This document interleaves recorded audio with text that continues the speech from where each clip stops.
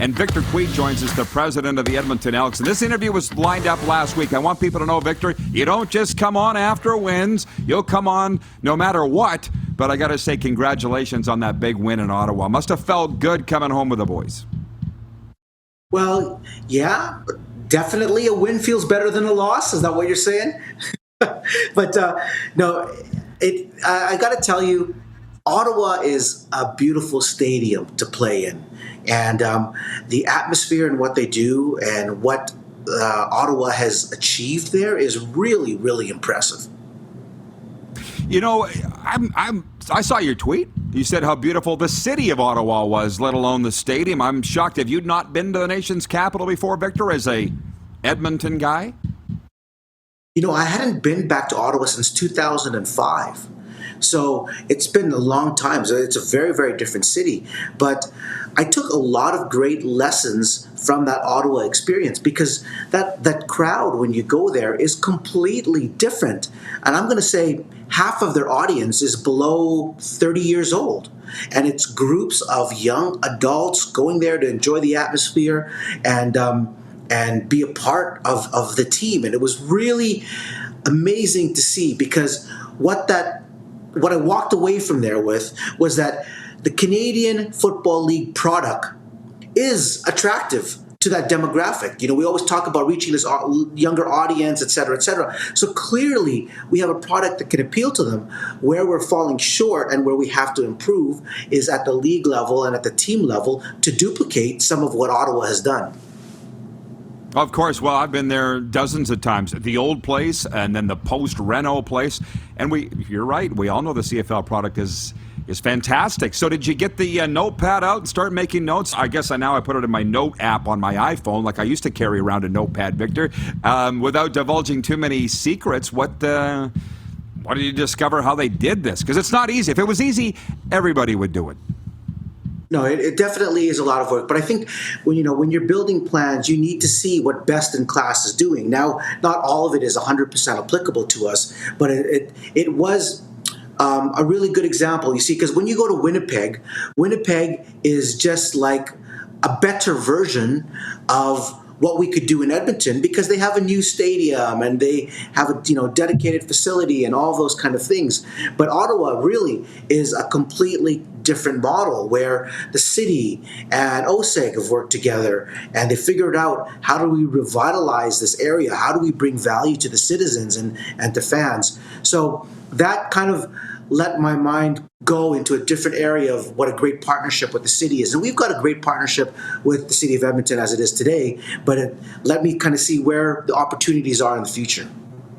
Well, I've been to 2 Edmonton home games, Victor, one of which I met you at, and I appreciate the time. And like I say, this Saturday night, you're home to the Ottawa Red Blacks again. The sense that I got after spending 2 weeks in Edmonton at the World Juniors is the fans want results now. And what I've been trying to tell them is this isn't Victor's fault. It's certainly not Chris Jones' fault. But how do you preach patience in a time where fans don't have patience?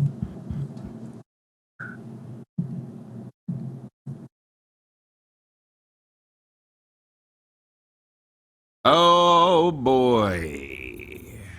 Oh, no. Well, how about that? Sounds like he got a call. It's the president of a CFL team, so their phone might be a little busy. Can you people, our viewers, remind? We got him? Okay. You just started your answer, Victor. How do you preach patience in a time where fans don't have patience? Well, asking fans to be loyal and patient when you're in last place and not winning and a downward trend is a tall ask. Like, it really is a difficult ask. Even me as a fan, I look at it, I'm like, oh my gosh, that's hard. But you have to figure out what are all the things that make it worthwhile for a fan base beyond the 10 home games that we have. Now, without a doubt, when you start winning, it gives you that tailwind instead of the headwind that you're going into. But quite frankly, the Edmonton Elks, we have a lot of work to do over the next 2-3 years to rebuild all those ties with the community, with our fan base, with our season ticket holders, and show them that we deserve them and their loyalty. And in the past, I think it's been easy to take that loyalty for granted because that was what the legacy of the Edmonton Elks was, or the Double E. Yeah, well, I'll tell you what, I saw a lot of Edmonton jerseys around Edmonton. A lot of them did say Eskimos across the front. I'm sure you'd like to get that switched to Elks, but I mean, your mind must be going 24/7 on how you get a...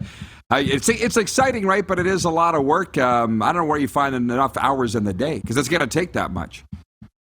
Yeah, well, I follow your hustle. You're a hustler. You know what to do and to get things done.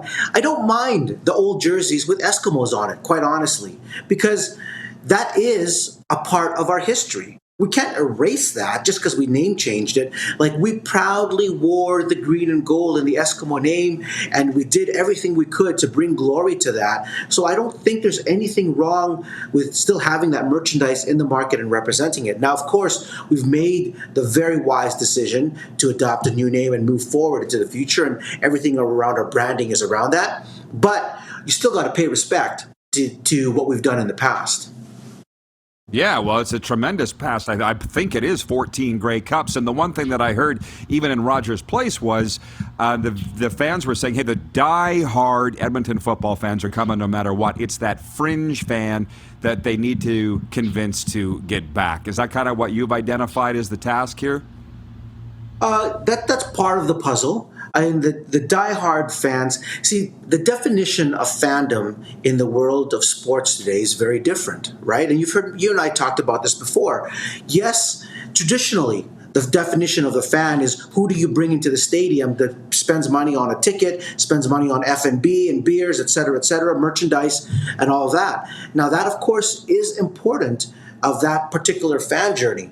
But today, we have, let's call it again, hardcore fans that are all around the world that never step foot in a stadium. And they support the club in their own way. And if you look at sports all around the world, whether it's an NBA team or a CFL team or an NFL team, or look to the UK, to the Premier League. I mean, there's fans of Manchester United all around the world. They've never even been to Manchester. So the world today has allowed us to connect with fans all around the world. So you've also got to figure out how to service that type of fan. Yeah, absolutely. Well, I'll tell you what, I know for a fact under Jones, because I know him well and I feel like I know you well enough, the success is coming in Edmonton. It just can't get here fast enough. And I know you're a busy guy. Good luck this week, Victor. I appreciate the time today, man, always. Well, thank you. And I saw your ad earlier about the RP merchandise. So next time I see you, I'm looking forward to rocking one of your T-shirts because they look cool.